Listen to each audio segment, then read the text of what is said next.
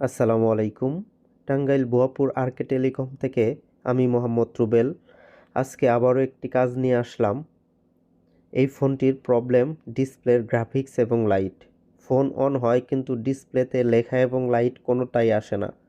তো এই problem solve করার জন্য প্রথমে আমাদের ডিসপ্লে কানেক্টরের প্রত্যেকটা লাইনের জিআর এবং ভোল্টেজ ঠিকঠাক আছে কিনা সেটা দেখতে হবে।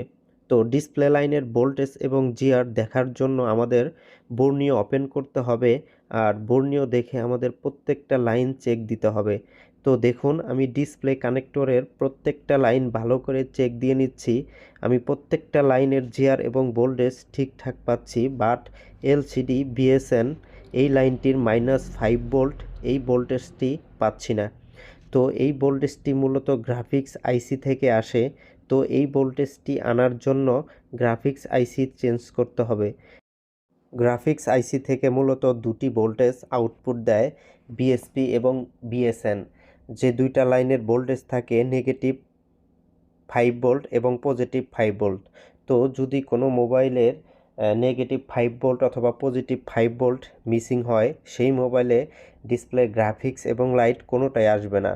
তো এই গ্রাফিক্স আইসিটি পাল্টানোর জন্য আমাদের প্রথমে মাদারবোর্ডের উপরের স্টেনসিলটি অনেক কেয়ারফুলভাবে উঠাতে হবে এবং উঠিয়ে আমাদের কাঙ্ক্ষিত যে গ্রাফিক্স আইসি সেটি পরিবর্তন করে দিতে হবে। তো আপনারা এই আইসিগুলো পরিবর্তন করার জন্য নতুনও ব্যবহার করতে পারেন অথবা পুরাতন মাদারবোর্ড থেকে ব্যবহার করতে পারেন।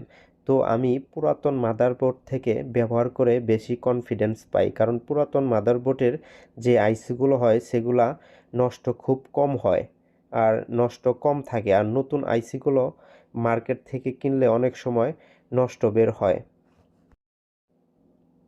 তো আপনারা পুরাতন মাদারবোর্ড সংরক্ষণ করে রাখতে পারেন, যেখান থেকে এই ছোটোখাটো গ্রাফিক্স আইসি, অডিও আইসি, লাইট আইসি নিতে পারবেন আর কনফিডেন্টলি কাজ করতে পারবেন। যাই হোক, আমি এখন এই মাদারবোর্ড থেকে আইসিটি উঠিয়ে ফেলব। আর আইসি উঠানোর জন্য আমাদের হটগানের টেম্পারেচার 350 রাখলেই চলবে। আর আমাদের যে কোনো আইসি মাদারবোর্ড থেকে উঠানোর সময় খুব কেয়ারফুলি উঠাতে হবে, যেন মাদারবোর্ডগুলো ফুলে না যায়, কারণ মাদারবোর্ড ফুলে গেলে অনেক সময় ওই ফোনগুলো আর ঠিক হয় না, ঠিক করতে অনেক প্রবলেম হয়ে যায়। তো যাই হোক, এখন আমরা নতুন একটি আইসি এই মাদারবোর্ডে লাগিয়ে দেব, আর লাগিয়ে দিলেই আশা করি আমাদের ফোনে ডিসপ্লে লাইট এবং গ্রাফিক্স দুটোই চলে আসবে।